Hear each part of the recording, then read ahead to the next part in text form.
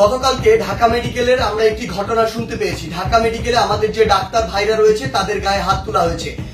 যারা হাত তুলেছে তারা কি অভিযোগ করেছে? তারা অভিযোগ করেছে সেখানে নাকি একজন যে পেশেন্ট মারা গিয়েছিল সেখানে ডক্টরদের গাফিলাতি ছিল, ওই ঢাকা মেডিকেলের গাফিলাতি ছিল।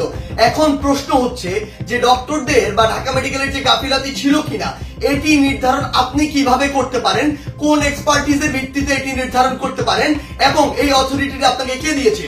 যদি কোনো গাফিলাতি থেকে থাকে, ডক্টরের হোক, প্রশাসনের হোক, কিংবা যে কারো হোক, কিংবা কর্তৃপক্ষের হোক, অবশ্যই তার বিচার হবে। তার বিচার একটি প্রক্রিয়াধীন প্রক্রিয়া হবে, একটি তদন্তের মাধ্যমে হবে। সেই অভিযোগটি আপনি ডিএমডিসি তে করতে পারেন, কিংবা সেই অভিযোগটি আপনি প্রশাসনের কাছে করতে পারেন। কিন্তু আপনার কি অভিজ্ঞতাটুকু রয়েছে, আপনার কি দক্ষতাটুকু রয়েছে যে একজন ডক্টর তার সাথে গাফিলতি করেছে কিনা সেটি যাচাই করার? আমাদের সবচেয়ে বড় এখন যে সমস্যাটি হয়ে গিয়েছে, আমরা এই বাঙালিরা অধিকাংশ ক্ষেত্রে অধিকাংশ বাঙালি নিজেদেরকে সব জায়গার দক্ষ মনে করি এবং সব জায়গায় নিজের নাক গলাতে যাই।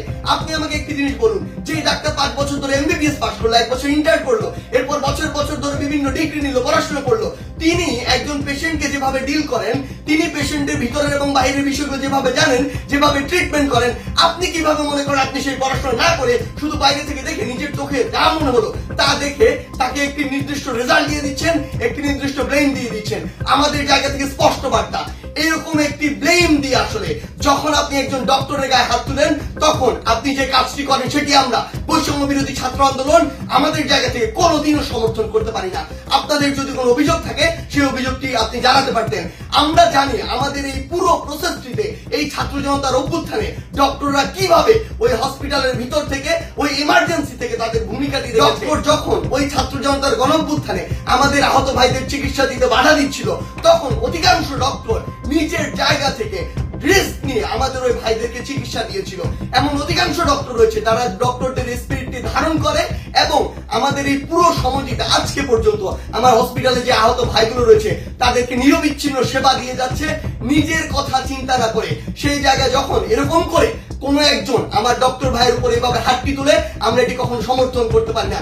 আমাদের জায়গা থেকে একদম স্পষ্ট একটি বার্তা, সেটি হচ্ছে যে আমরা প্রশাসনকে, মাননীয় স্বাস্থ্য উপদেষ্টা, ডিজি হেলথ সহ সকলকে একটি বিষয় স্পষ্ট করে বলতে চাই, আমাদের যারা মেডিকেলের ভাইরা রয়েছে, ইন্টার্ন ডক্টররা রয়েছে, কিংবা হসপিটালে যে ডক্টর ভাইরা রয়েছে, তাদের সাথে আমরা এই জায়গাটিতে একাত্মতা ঘোষণা করছি। তাদের নিরাপত্তার সর্বোচ্চ ব্যবস্থা করতে হবে।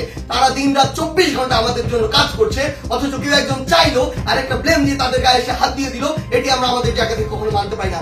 আমাদের জায়গা থেকে একটি স্পষ্ট বার্তা হচ্ছে তাদের এই নিরাপত্তার ব্যবস্থাটি করতে হবে। এবং গতকালকে ঢাকা মেডিকেলে যদি ওই পেশেন্টের মৃত্যুর জন্য কোনো কর্তৃপক্ষের হোক, ডক্টর হোক গাফিলাতি থেকে থাকে, তদন্ত সাপেক্ষে তার যেমন বিচারের আওতায় তাকে আনতে হবে। কিন্তু গতকালকে ওই আমার ডাক্তার ভাইয়ের গায়ে যে হাতটি তুলেছে, অপারেশন থিয়েটার থেকে বের হওয়া একজন ডক্টরকে, তার অবশ্যই দ্রুততম সময়ের মধ্যে তাকেও গ্রেফতার করে তাকেও বিচারের আওতায় আনতে হবে। আমাদের জায়গা থেকে স্পষ্ট একটি বার্তা, আইন নিজের হাতে তুলে নেওয়ার মতো অন্যায়টি যদি আপনি করেন তাহলে আপনার পক্ষে কোনোদিন আমাদের অবস্থান থাকবে না। ধন্যবাদ।